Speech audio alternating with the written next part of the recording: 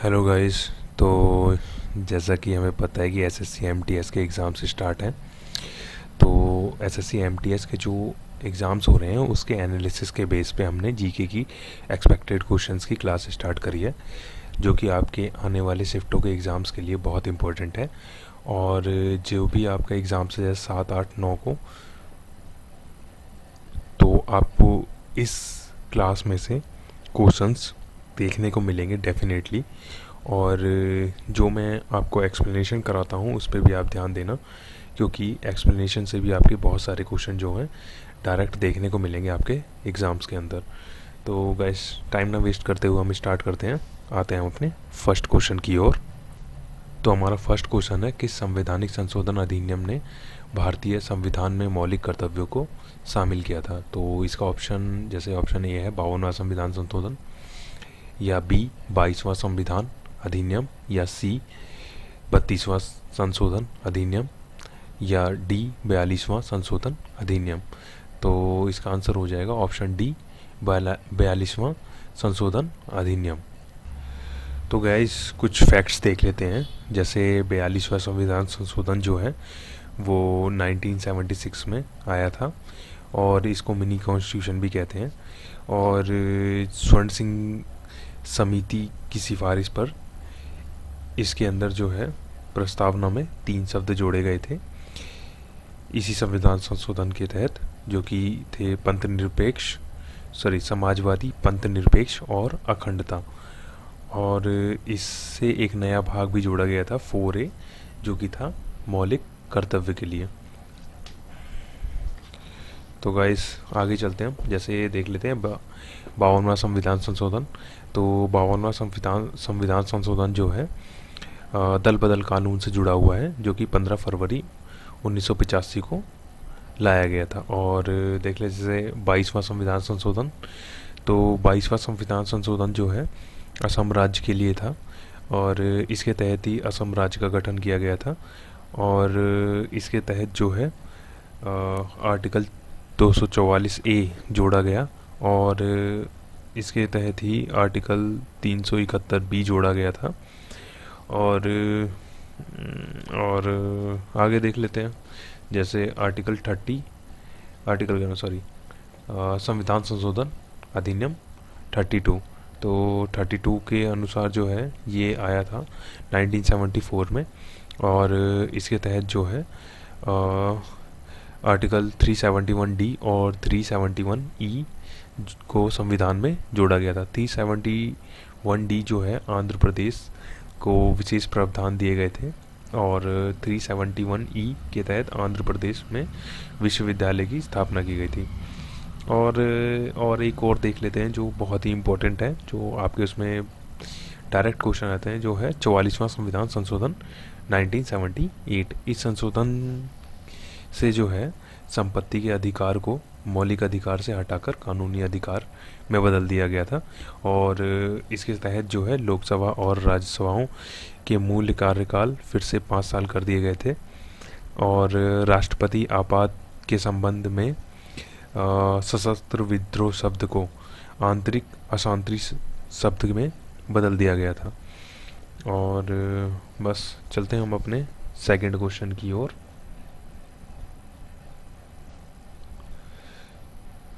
तो guys, second question जो है, निम्न में से कौन सी रबी की फसल है? या ऑप्शन ए चना, ऑप्शन बी मक्का, ऑप्शन सी धान, ऑप्शन डी मूंगफली। तो इसका सही आंसर हो जाएगा ऑप्शन ए चना।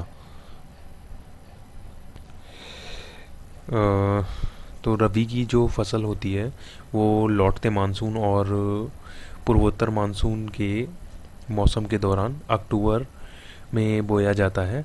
और जो जो ये फसल है सर्दियों की फसल होती है। तो इसकी कटाई जो है गर्मियों के मौसम में अप्रैल और मई के दौरान होती है। और जो बीजों के अंकुरण के लिए जो है गर्म जलवायु और फसलों के विकास हेतु ठंडी जलवायु की आवश्यकता होती है। तो इसकी जो प्रमुख फसलें हैं वो हैं जैसे गेहूँ, चना, मटर, जौ इत्यादि। जो खरीफ की फसलें होती हैं वो जून से अक्टूबर के बीच वाली जो बारिश की मौसम में उगाई जाती हैं उन्हें मौसमी मानसून की फसल भी कहते हैं। और गाइस जो फसल होती है खरीफ की, जो इसका एग्जांपल है जैसे धान, मक्का, ज्वार और क्या है, मूंग और मूंगफली, गन्ना, सोयाबीन। खरीफ की फसलों को बढ़ाने के लिए जो है पानी चाहिए होता है बहुत, और भारत में 41% जो हिस्सा है वो खरीफ फसलों के लिए ही उगाई जाती है। और इसकी कटाई जो है शरद ऋतु के करीब की होती है। तो गाइस इतना ही, बाकी चलते हैं हम थर्ड क्वेश्चन की ओर। तो देख लेते हैं अपना थर्ड क्वेश्चन। थर्ड क्वेश्चन है, खाद्य और कृषि संगठन और विश्व बैंक के जनसंख्या अनुमानों के अनुसार निम्न में से किस देश में 2020 में भारत की तुलना में औसतन जनसंख्या घनत्व तो अधिक था? तो ऑप्शन ए है रूस, option B Bangladesh, option C Sri Lanka, option D चीन। तो इसका आंसर हो जाएगा option B, option B Bangladesh. तो जो गाइस बांग्लादेश था 2020 में इसकी जनसंख्या घनत्व जो थी वो थी 1665 प्रति किलोमीटर स्क्वायर, और जबकि भारत की जनसंख्या घनत्व थी 382 प्रति किलोमीटर स्क्वायर। तो गाइस आगे चलते हैं फिर हम क्वेश्चन नंबर 4 के पास। क्वेश्चन नंबर 4 जो है, डैश अपच से छुटकारा पाने के लिए प्रयोग किया जाता है। तो इसका ऑप्शन है A antacid, B antiseptic, option D जैसे एंटीबायोटिक। तो इसके अंदर से क्या ऑप्शन यूज़ किया जाएगा? तो इसका आंसर होगा ऑप्शन ए एंटा एसिड। तो जो एंटा एसिड होता है वो क्या करता है, एसिड की मात्रा को बेसिक बना देता है, और इसका यूज़ जो है एसिडिटी और अल्सर जैसी प्रॉब्लम के लिए किया जाता है।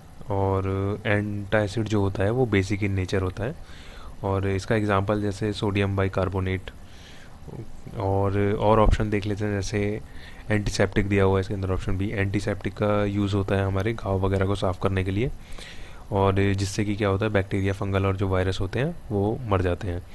और एंटीबायोटिक्स जो होती है वो यूज़ करते हैं हम बैक्टीरिया को मारने के लिए। तो चलते हैं हम अपने नेक्स्ट क्वेश्चन की ओर।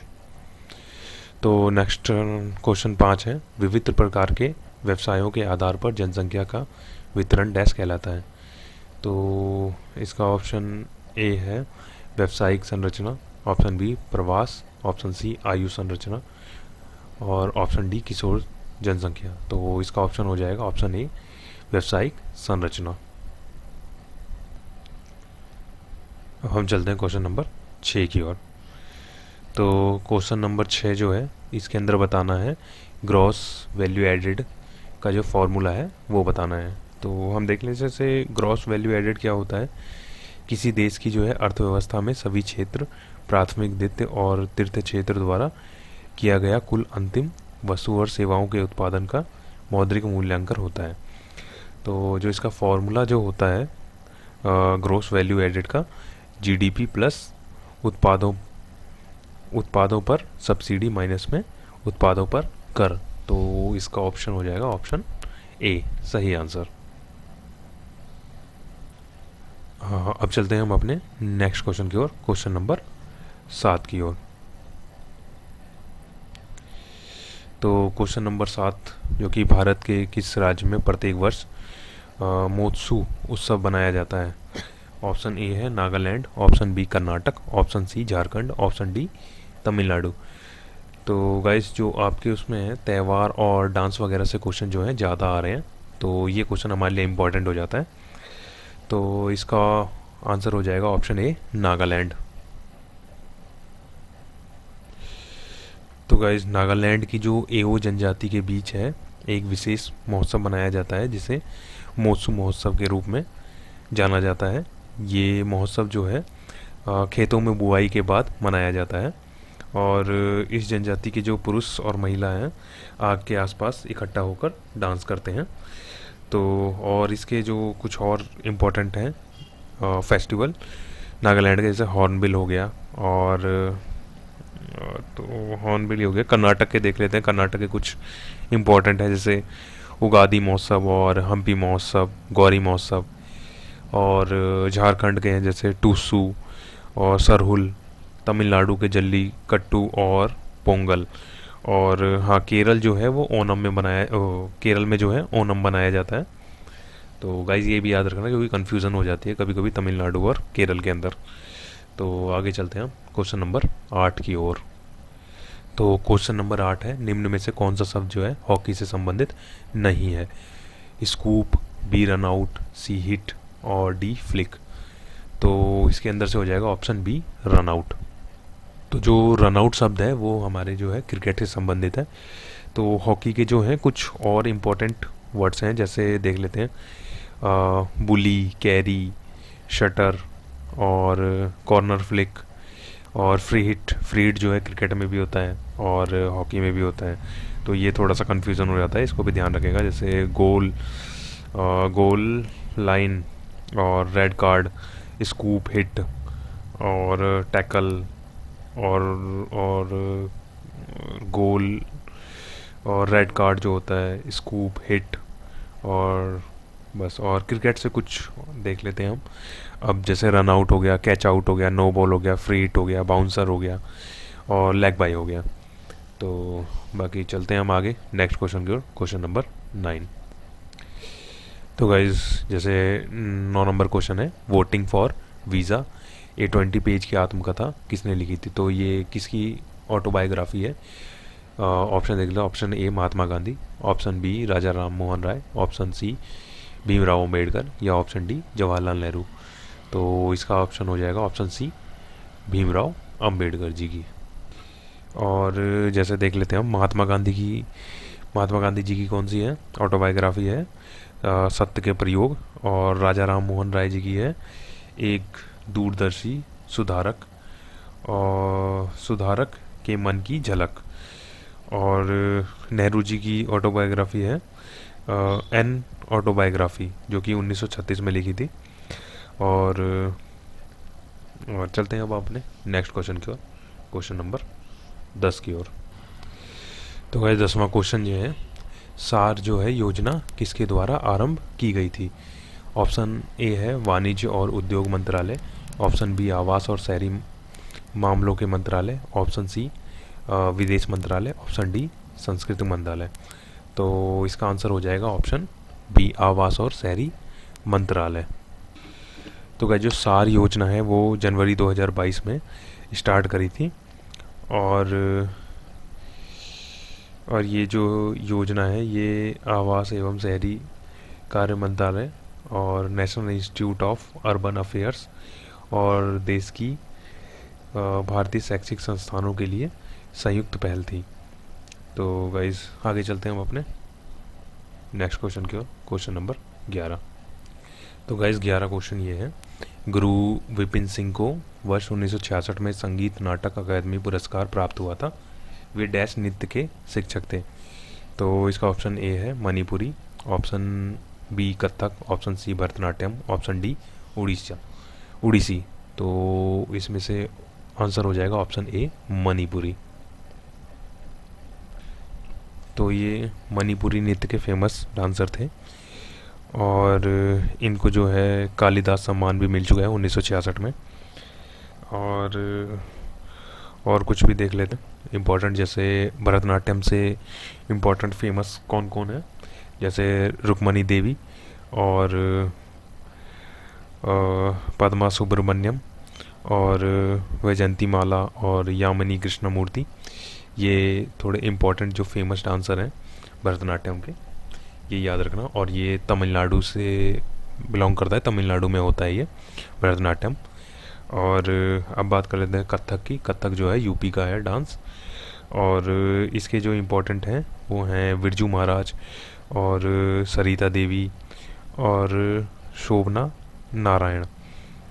और उड़ीसी के इम्पोर्टेंट हैं महादेवी मुदगल और सोनल मानसिंह। और कुछ और भी देख लेते हैं, जैसे मोहिनीअट्टम के जो है केरल में होता है और इसके फेमस हैं सुमंदी नायर। और आगे देखते हैं हम, आगे सुमन सुमंदा नायर और पल्लवी कृष्णा और कौन कौन है इसके, राधा दत्त। तो सतरिया असम के कौन है, असम में होता है सतरिया। और उसके फेमस कौन कौन है, जैसे एक ही नाम याद रखो, यहाँ तो कोई ज़्यादा वैसे इंपॉर्टेंट पूछते नहीं है। डॉक्टर भूपेन हजारी जो इसके फेमस डांसर हैं। और गाइस फिर आगे चलते हैं हम क्वेश्चन नंबर 12 पे। तो गाइस क्वेश्चन नंबर 12 है, शोभना नारायण भारत के किस शास्त्रीय नृत्य से संबंधित है। तो ये तो अभी बताया था पीछे ही, कथक से संबंधित है उनका आंसर। तो ये हो जाएगा ऑप्शन 20 का सही है। अब चलते हैं हम अपने क्वेश्चन नंबर 13 की ओर। तो क्वेश्चन नंबर 13 है, निम्न में से किस संवैधानिक संशोधन ने दादर नगर और हवेली को केंद्र शासित प्रदेश के रूप में भारत संघ में शामिल किया था। तो इसका ऑप्शन हो जाएगा ऑप्शन ए 12वें, ऑप्शन बी 10वें, ऑप्शन सी 14वें, ऑप्शन डी 19वें। तो इसका आंसर हो जाएगा ऑप्शन बी 10वें से, 10वें संविधान संशोधन से शामिल किया गया था। तो थोड़ा सा फैक्ट देख लेते हैं। जैसे संविधान के भाग 20 का जो अनुच्छेद 368 है, इसके तहत जो है संसद को पावर दी गई है संविधान में संशोधन करने की। और आर्टिकल 368 के अनुसार जो है 10वें संविधान संशोधन 1961 के द्वारा दादर नगर और हवेली को भारत संघ में मिलाया गया था। और भी देख लेते जैसे 12वां संविधान संशोधन है यहाँ पे। 12वां संविधान संशोधन के तहत जो है गोवा, दमन, दीव और भारत का 8वां यूटी बनाया गया था।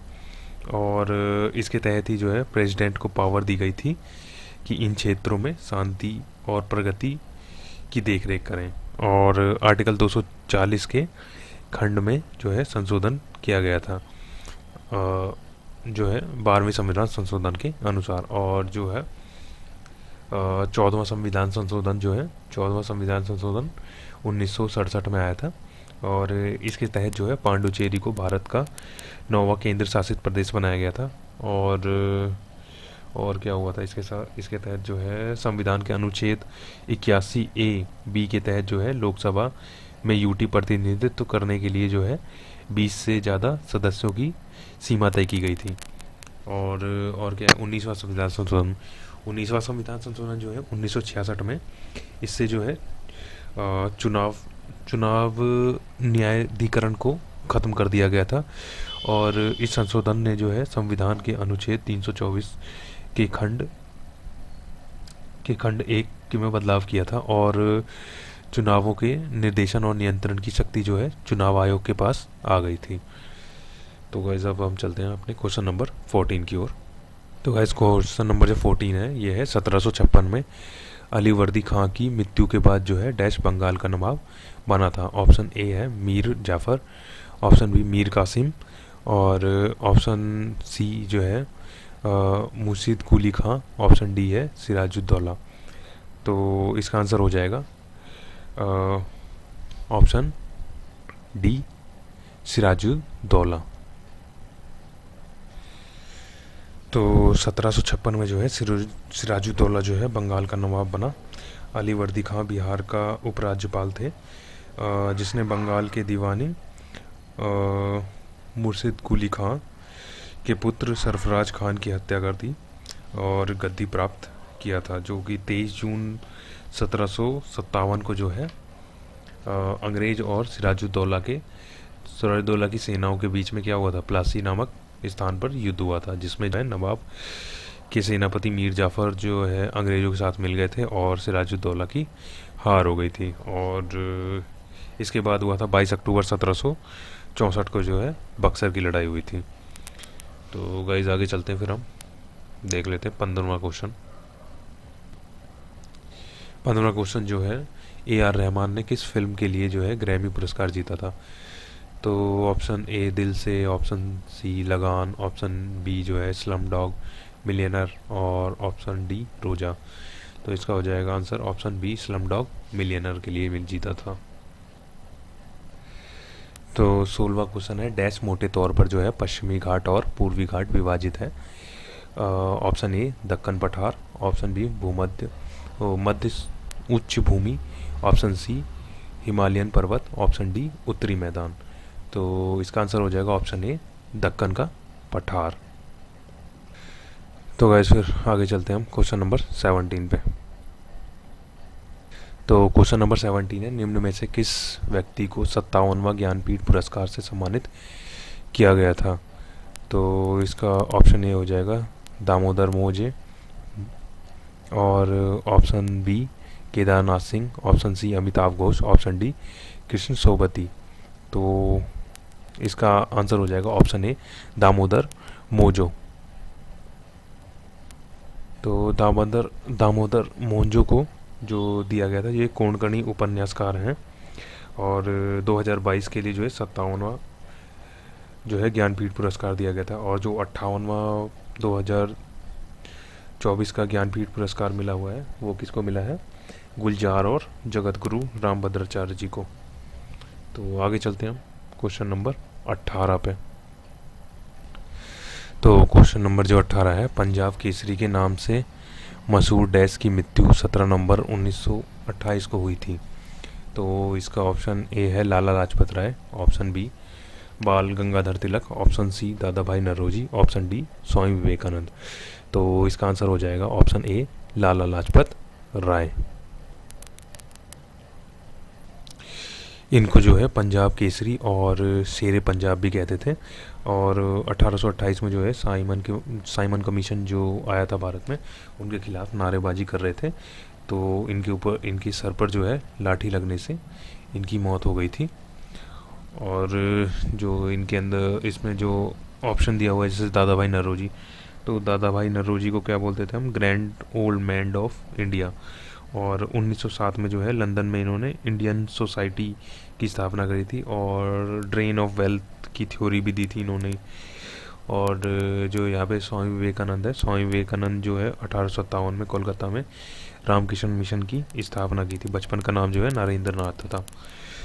और अब हम चलते हैं क्वेश्चन नंबर 19 की ओर।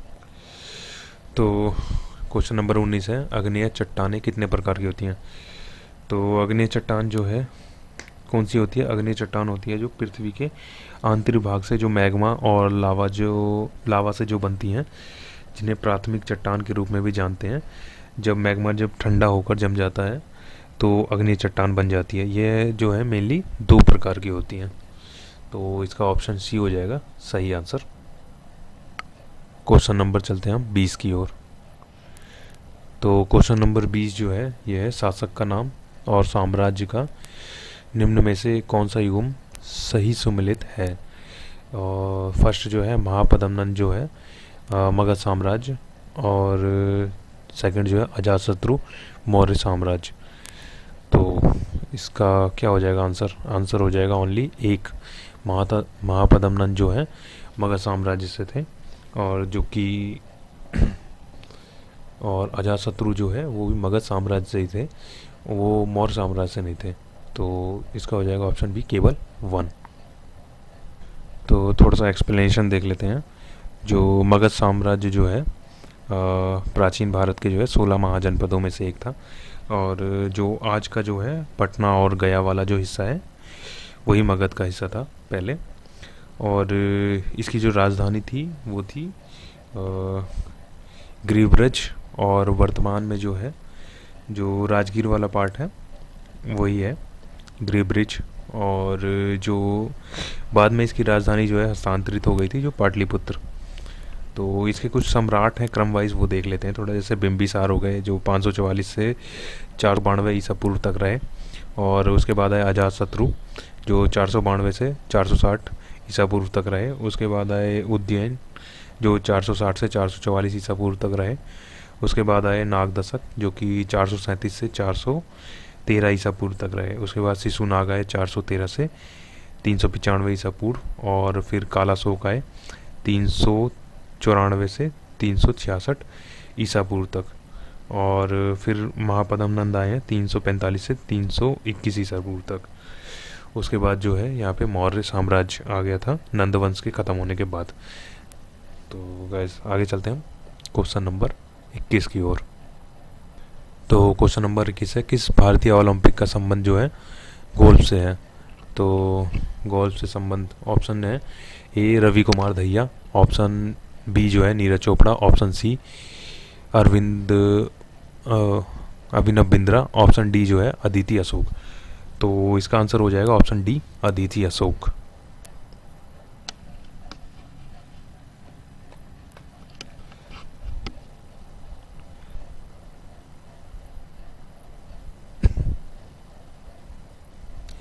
तो क्वेश्चन नंबर 22 है, कार्य की एसआई यूनिट पूछी है। तो कार्य की एसआई यूनिट ऑप्शन ए है decibel, option B hertz, option C pascal, option D joule. तो इसका सही आंसर हो जाएगा ऑप्शन डी जूल। तो जूल जो है और किस किस की होती है, एनर्जी की भी एसआई यूनिट क्या होती है जूल, और हीट की भी एसआई यूनिट क्या होती है जूल। तो यहाँ पे जो है पास्कल, पास्कल की क्या होती है, पास्कल किसकी होती है, प्रेशर की होती है एसआई यूनिट, और हर्ज किसकी होती है, फ्रीक्वेंसी की होती है, और डेसिबल जो है साउंड की एसआई यूनिट होती है। तो आगे चलते हैं हम क्वेश्चन नंबर 23 की ओर। तो क्वेश्चन नंबर 23 जो है आमतौर पर अपूर्व कवक के रूप में जाना जाता है क्योंकि इन कवकों के केवल अलैंगिक या वनस्पतिक चरणों को जाना जाता है। तो इसको हम क्या बोलते हैं, इसको हम बोलते हैं तो इसको हम बोलते हैं ड्यूट्रोमाइसेंटेसिस। ऑप्शन नंबर बी इसका हो जाएगा आंसर सही। अब चलते हैं हम आगे क्वेश्चन नंबर 23 पे। तो क्वेश्चन नंबर 23 क्या पूछा है, सॉरी क्वेश्चन नंबर 24 आ गया ना। गुलबर्ग किला भारत के किस राज्य में स्थित है। तो इसका ऑप्शन है Himachal Pradesh A, option B Assam, option C Uttar Pradesh, या ऑप्शन डी कर्नाटक। तो गुलबर्ग किला कहाँ पे है, ऑप्शन नंबर डी कर्नाटक में।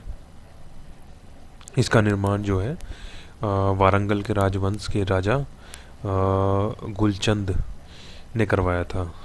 तो गाइस आगे चलते हैं हम क्वेश्चन नंबर 25 और आज का हमारा लास्ट क्वेश्चन जो है ये रहने वाला है। रानी रुद्रमा देवी है भारत के किस वंश की थी।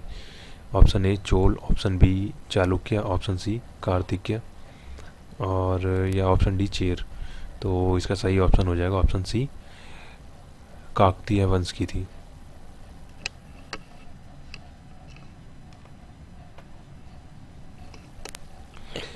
तो गाइज़ ये आज हमारा लास्ट क्वेश्चन था आज की क्लास का। तो गाइज़ अगर क्लास आपको अच्छी लगी हो तो प्लीज़ लाइक एंड सब्सक्राइब करें, क्योंकि गाइज़ देख के आप लोग चले जाते हैं और लाइक एंड सब्सक्राइब नहीं करते। तो guys please like and subscribe करें क्लास को। Thank you.